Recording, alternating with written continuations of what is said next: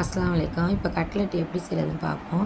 2 உருளைக்கிழங்கு, 300 chicken, 2 spoon இஞ்சி பூண்டு பேஸ்ட்டு, 1 ஸ்பூன் உப்பு, 1 ஸ்பூன் மஞ்சத்தூள் போட்டு நல்லா வேக வச்சு எடுத்துக்கிட்டேன். அது வேகும் போதே நான் 2 வெங்காயம் கட் பண்ணி, ஒரு கைப்பிடி மல்லி இலை, ஒரு பச்சை மிளகாய் கட் பண்ணி வச்சுக்கிட்டேன். 2 ஸ்பூன் ஜீரகத்தூள், 1 ஸ்பூன் மிளகுத்தூள், 1/2 ஸ்பூன் மிளகாய்த்தூள் எல்லாம் ரெடியாக எடுத்து வச்சுக்கிட்டேன். இப்போ வெந்ததுக்கப்புறம் ஆற வச்சு கையிலே சிக்கன் பிக்கிறதுக்கு நேரம் ஆகும். அதனால் கல் வச்சு இஞ்சி பூண்டு இடிக்கிற கல்லை வச்சு நல்லா இடிச்சுக்கிட்டேன். நல்லா வந்துருச்சு. அதே மாதிரி உருளைக்கிழங்கையும் பிசைஞ்சிக்கிட்டேன். இப்போ 1/2 ஸ்பூன் எண்ணெய் ஊற்றி கண்ணாடி பதத்துக்கு வெங்காயத்தை வதக்கிட்டேன். இப்போ அதில் எடுத்து வச்சுருக்க மசாலாலாம் கொட்டி ஒரு கைப்பிடி அளவு மல்லி இலை எல்லாம் போட்டு உப்பு போட்டு நல்லா மிக்ஸ் பண்ணி கிளறி நல்லா உருண்டை பிடிச்சி தட்டி வச்சுக்கிட்டேன். இப்போ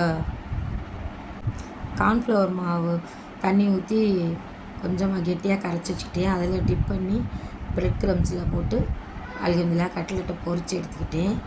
சம்சா சீட்டு இருந்துச்சு. இப்போ அதுலேயும் இந்த ஸ்டப்பிங்கே வச்சு சம்சாவும் பொரித்து எடுத்துக்கிட்டேன்.